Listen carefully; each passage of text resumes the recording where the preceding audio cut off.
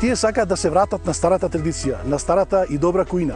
Сакаат природни убавини, сакаат да пешачат, сакаат да пробаат од традиционалната храна, сакаат месо од каче, сакаат сирење, природна сланина и така натаму. Меѓутоа, во тој правец, во тој контекст, сите ние треба да дадеме свој придонес, односно, ние треба да вршиме промоција на традиционалната архитектура, на начинот на домување, на културата, на ракотворбите, на обичаите, на фолклорот.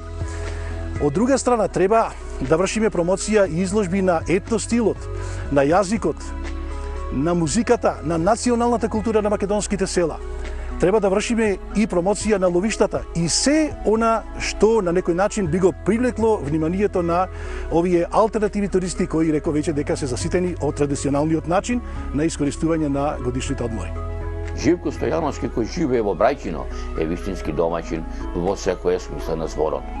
Уште кога ќе влезете во неговиот двор, ќе бидете воодушевени од гледка што ќе ја видите, од свеќината, од рачно правените дрвени маси и сточења, од носиите кои што ги има, со еден збор, се во духот на традицијата. Неговиот дом е еден од многуте места во околината каде што можете домаќински да се нагостите.